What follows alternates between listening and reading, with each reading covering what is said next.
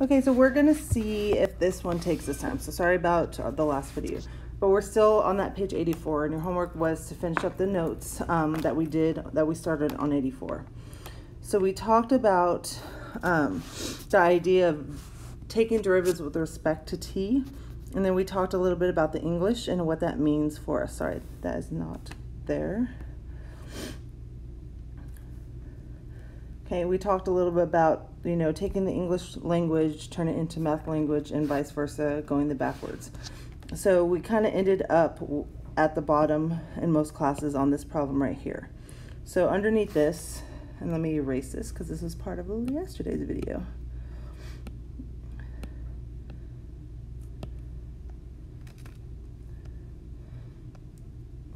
Let me erase that. Just ignore that.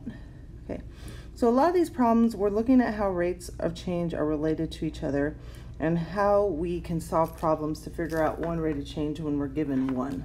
So, for example, it says a rectangle is undergoing changes to its length and its width, which means we're talking about derivative. Anytime we talk about change, we're talking about a derivative. So I'm going to draw a rectangle up here.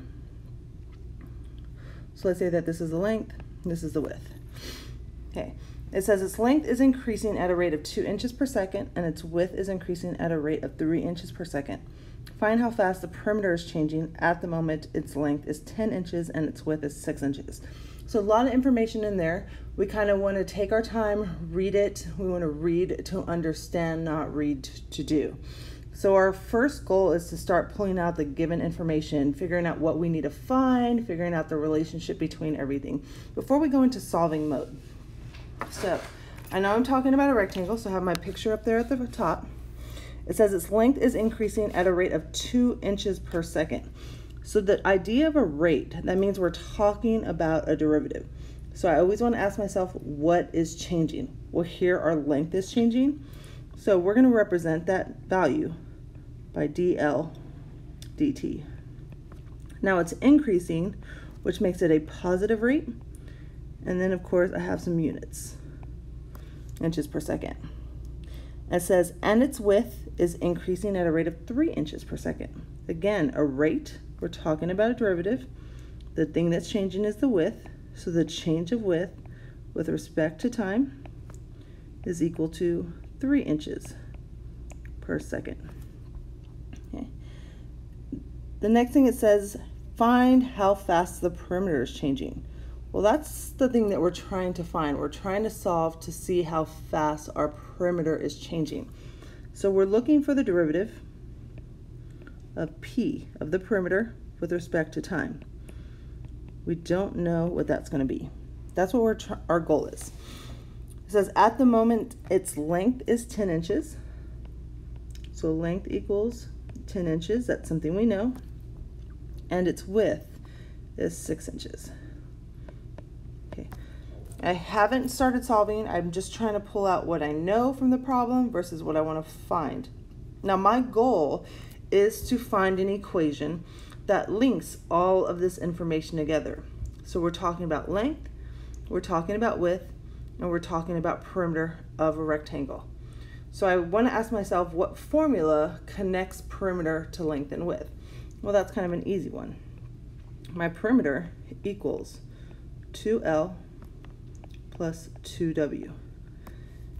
And now I have enough information to figure out how my perimeter is changing, because if I take the derivative of that, I get that dB dt, the dl dt from the L, the dw dt from the W. So now I can solve the problem. But this right here, these little steps are the hardest thing to do to actually go into the problem and actually try to solve it. And that's not what we're doing in this video. We're just kind of setting up all the information for solving purposes. And then we'll talk about solving tomorrow. So B, it says now its length is increasing by 3 inches per second, which means my dl dt has changed to 3 inches per second. And its width is decreasing. So our dw is changing, and it's changing in the negative direction. So decreasing 2 inches per second. Find how fast the area is changing. So rate of change, derivative. So we're trying to find the rate of change of our area, that's a capital A, with respect to time. We want to know that. At the moment, its length is 10 inches. So our length is 10 inches again. And our width is 6 inches. So the only thing that really changed was our dl dt and our dw dt. And of course, now we're not looking at perimeter, we're looking at area, again, of a rectangle. So the formula or the equation that I could use to solve this problem is the equation that links length, width, and area. And of course, from geometry, we know the area of a rectangle is length times width. So let's look at another problem. Okay. Here it says a right triangle has sides whose lengths are changing. Changing, that's derivative, that's calculus. The short side is increasing at a rate of 3 inches per second, and the long side is decreasing at 5 inches per second. So let's draw a triangle for this situation. Anytime I draw a right triangle, I like to use my variables A, B, and then maybe C here, depending on what we need. We're going to consider A to be the short side for this problem. Okay, and then of course the long side will be the B. Okay, so we can define those up front before we start writing our rates of change, because we want to have a variable to kind of link it to. Okay, so it says find the rate of change of the area of the triangle at the moment the short side is 30 inches and the long side is 40 inches. So it gave us a whole bunch of information at the top. So I want to know, going back to the example, I'm looking at the short side right here is increasing at a rate of 3 inches per second. So my short side was my A, so that means my dA dt is equal to 3 inches per second. The long side is decreasing at 5 inches per second. We defined our long side to be B, so dB, the change of our long side with respect to time, is a negative 5 inches per second. Now, part A there said find the rate of change of the area of the triangle.